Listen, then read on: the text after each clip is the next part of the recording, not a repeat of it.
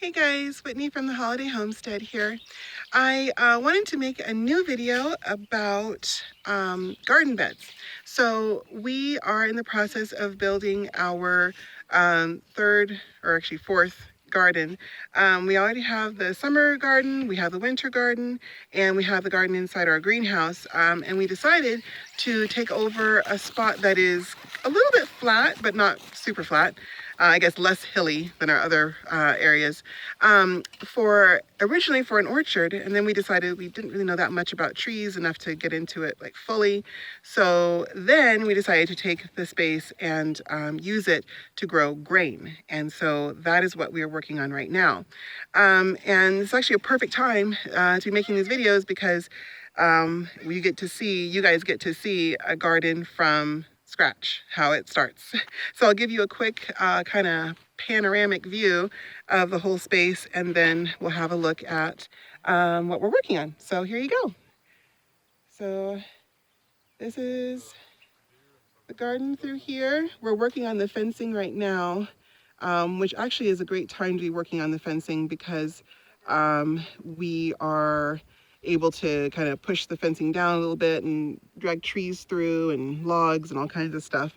So it's actually really helpful to not have the fencing up yet since there's nothing in the beds anyway.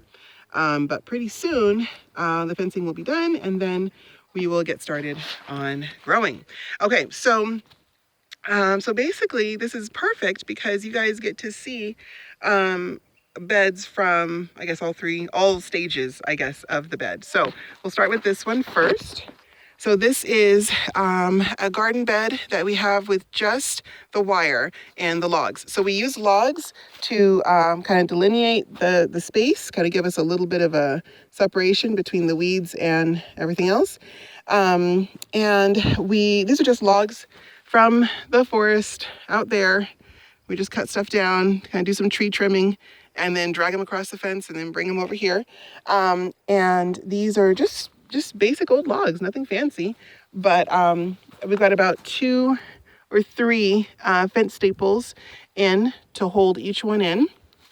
And it kind of holds the wire to the log, but it also holds the log in place to keep it where it needs to be along the edges of the wire. And then in the middle here, the wire protects the soil that we're going to put in from the gophers. So, and then the second stage, I guess, is this hugelkultur bed. So we build our beds with logs as the foundation. And these are just logs that would normally go in the burn pile. Actually, some logs from the burn pile. There you go. Some twigs, just old dry stuff. Anything that's just kind of too small to use as firewood. And just kind of small and scrappy stuff we throw into the bottom of the bed on top of the bare wire. And so this provides, it does the hugelkultur method, which is using unbroken down wood as your base and then building on top of that with soil and layering and everything else, compost and mulch and all kinds of good stuff. But the decomposing logs bring a lot of water retention to the bed, but they also do like a very slow release of nutrients. This log is pretty well broken down, and you can see, there's just pieces of it just breaking off. This acts like a sponge when you're talking about water retention. And also, it's breaking down all of its carbon, all of its good nitrogen, all of its good material is just going to be released into the soil over a pretty long period of time, a few years. And while it's doing that, it's also, like I said, helping to retain water in the bed. So it's just all good stuff. Now, I know some people do the hugelkultur method where it's, lots and lots of logs and tons of stuff built in. And we're kind of moderate. We just do a little bit of each so that it's not too woody in there, which also can kind of leave it too dry and too hard for deep roots to take hold. But we also like to use the carbon in this process to improve the structure of our beds.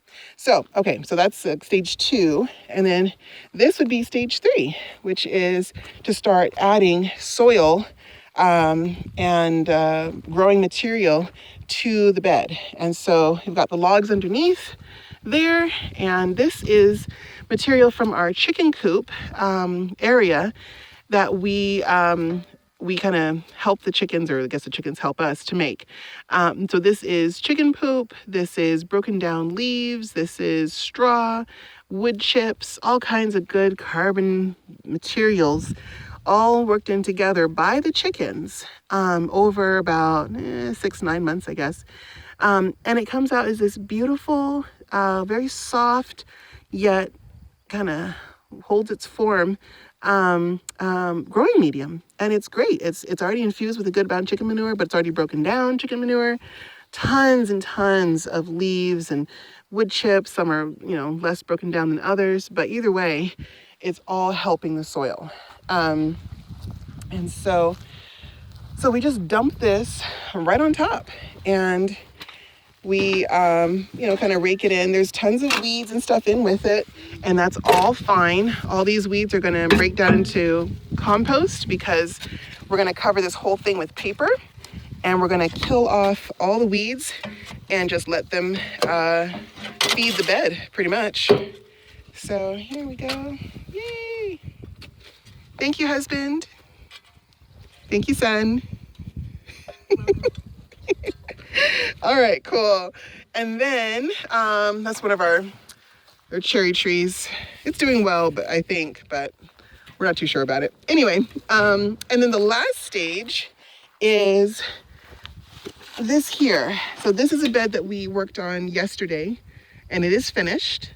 It's got the logs, it's got the wire, it's got the chicken run material underneath. I call it material because it's not quite compost, it's not quite manure.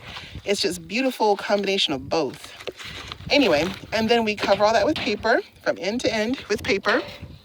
And then on top of that is more chicken material, chicken run material. And then on top of that is some straw with goat manure and biochar, all mixed in together. This is stuff that I've been working on for several months now. It's kind of new to me to be using biochar and goat manure together, but I've read some really good stuff about biochar. And, when you're working with kind of unbroken down materials, you really want good moisture retention, and you want good nutrient retention, because that's one of the hard things about kind of less broken down material is you tend to wash away a lot of nutrients. You can lose quite a bit while it's still breaking down. So this stuff is really great and holds moisture, helps the little seedlings get started. We got a couple volunteer parsnips, I think, here. So we'll see how those do, I guess. Anyway, so there's good stuff. And over here, that's our compost pile over there that we use to layer in the beds. And then that's the biochar and goat manure pile there. And, all these things kind of work together to give us a good system for nourishing and nurturing, there we go, the beds, and also just giving them a constant source of good, well broken down material. So anyway, guys, I hope that helps you guys when you're trying to get your garden started this year. I hope everybody gets a garden started this year. It's a good thing to do. Yeah, let me know if you have any questions. All right, bye. Happy gardening. Bye.